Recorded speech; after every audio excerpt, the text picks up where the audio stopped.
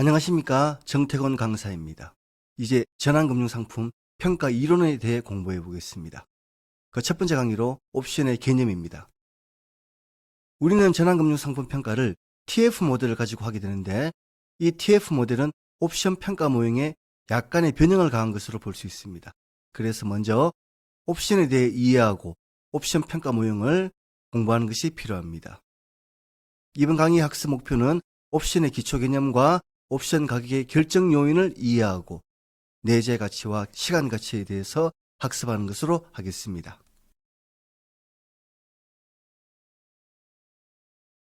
옵션의 개념, 정의에 대해서 한번 알아보겠습니다.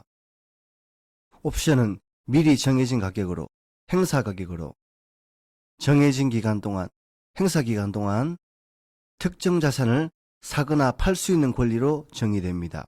이 옵션의 개념 정의에 대해서 잘 기억해 두시기 바랍니다. 옵션의 유형에 대해서 한번 살펴보겠습니다.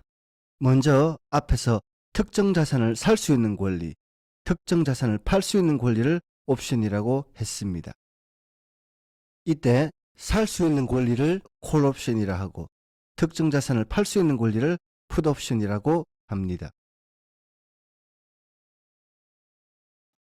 옵션의 유형과 관련하여 행사할 수 있는 기간에 대한 관점에서 아메리칸 옵션과 유러피언 옵션이라는 개념이 있습니다. 아메리칸 옵션은 행사 기간 내에는 언제든지 권리를 행사할 수 있는 것을 말하며, 반대로 유러피언 옵션은 옵션 만기 시점에만 권리를 행사할 수 있는 것을 말합니다. 예를 들어서 옵션의 만기가 3년이라고 할 때 발행 시점부터 3년까지의 기간 중에 언제든지 행사할 수 있는 옵션을 아메리칸 옵션이라 하고, 거기에 반해서 3년 후 만기 시점, 그 시점에만 행사할 수 있는 것을 유러피언 옵션이라고 합니다. 옵션 가격, 옵션 프리미엄이라고도 하는데 알아보겠습니다. 옵션 가격은 옵션 매입자가 옵션 매도자에게 지불하는 권리에 대한 대가입니다. 옵션이라는 그 상품에 대한 가격이 되는 것이죠. 옵션은 그 옵션을 보유한 자, 즉 투자한 자에게 유리한 권리를 제공합니다. 옵션의 권리는 선택권의 모양을 띠고 있어 다시 말해 행사할 수도 있고 행사하지 않을 수도 있습니다. 이런 조언, 유리한 권리를 가지려면 가격을 지불해야 하는 것이고, 이 가격을 옵션 가격이라고 하는 것입니다.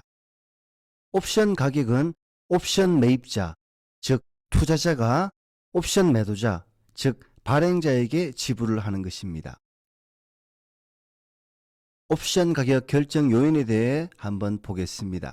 옵션 가격이 어떤 요인에 의해 결정되느냐에 대한 것입니다. 옵션을 특정 자산을, 기초자산을 정해진 가격으로, 행사 가격으로 만기까지의 기간 중에 혹은 만기 시점에 사거나 팔 수 있는 권리로 정의했었죠. 그런데 정의를 구성하는 기초자산의 가격, 그리고 행사 가격, 그리고 만기는 모두 옵션 가격을 결정하는 요소가 됩니다. 그리고 네 번째로 표시된 것, 옵션 가격을 결정하는데 실제로는 가장 중요한 요소인 가격 변동성이라는 것이 있습니다. 기초자산의 가격이 미래에 거의 변동되지 않는다면 그 옵션의 가치는 아마 작을 것입니다. 반대로 가격 변동성이 커서 가격이 많이 변동될 수 있다고 한다면 옵션이 행사될 수 있는 가능성 내지는 옵션 행사 시 얻는 이익 금액이 커질 수 있기 때문에 변동성은 옵션 가격 결정에 영향을 미치는 요소가 되는 것입니다. 그리고 옵션으로 얻을 수 있는 이익은 미래의 것이기 때문에 미래 현금 흐름의 현재 가치로 옵션 가격이 결정된다고 볼 수 있습니다. 이때 적용되는 할인율이 무형이자율입니다. 그래서 무형이자율도 옵션 가격 결정에 영향을 미치는 요소가 됩니다. 만기 시점의 옵션 가치에 대해서 한번 살펴보겠습니다. 콜옵션의 만기 시점 가치는 기초자산의 가격에서 행사 가격을 뺀 값으로 결정됩니다. 예로 만기 시점에 기초자산 가치가 11,000원이다. 그런데 행사 가격은 10,000원이라고 가정을 한다면 11,000원에 해당하는 자산을 10,000원으로 살 수 있는 것이죠. 이 경우 콜옵션이 행사가 될 것입니다. 여기서 행사가 된다는 것은 기초자산을 옵션 계약을 통해서 사게 된다는 뜻입니다. 그러면 11,000원에 해당하는 자산을 10,000원으로 싸게 사면서 얻는 이익, 11,000원 빼기 10,000원으로 계산한 1,000원의 이익이 생기는 것입니다. 그러면 이제 기초자산 가치가 행사 가격보다 낮으면 어떻게 될까요? 행사 가격은 10,000원인 동일 조건인데 기초자산이 11,000원이 아닌 9,000원이 되면 어떻게 되겠습니까? 9,000원 빼기 10,000원 해서 마이너스 1,000원으로 결정되게 될까요? 답은 아닙니다.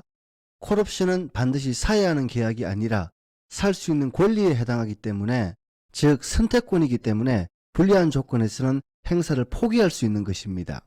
결국 옵션의 가치는 마이너스가 될 수 없다는 뜻이고, 만기 시점의 가치는 기초자산 가격에서 행사 가격을 뺀 값과 0, 제로 중에서 큰 금액으로 결정이 되는 것입니다.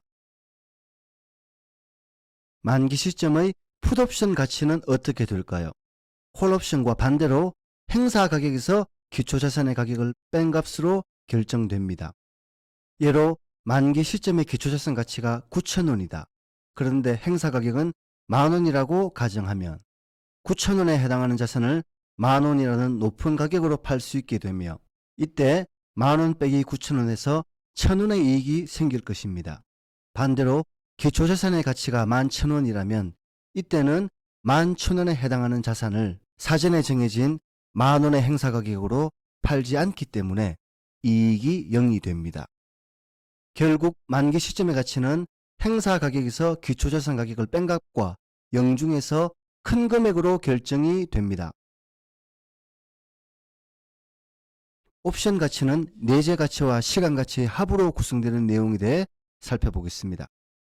내재 가치는 특정 시점에서 옵션을 행사함으로 얻는 이익을 말합니다.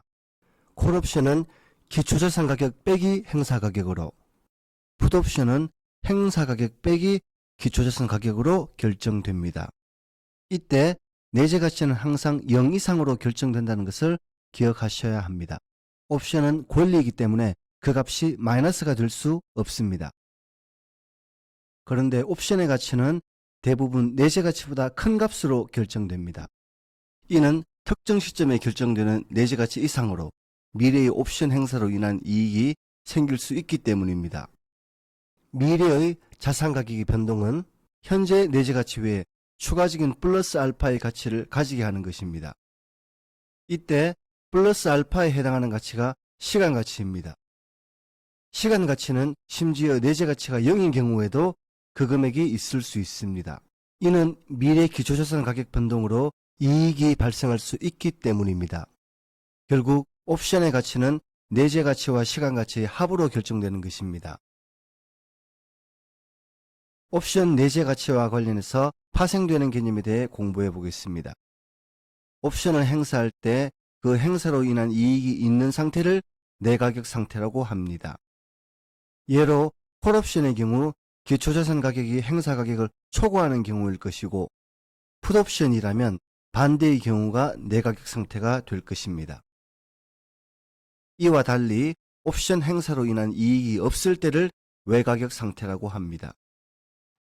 그리고 옵션 행사를 할 때와 행사하지 않을 때의 이익이 같은 상황, 즉 옵션 행사로 인한 이익이 0, 제로인 상황을 등가격 상태라고 합니다. 콜옵션이나 풋옵션이나 기초자산 가격과 행사 가격이 같을 때에는 등가격 상태가 됩니다.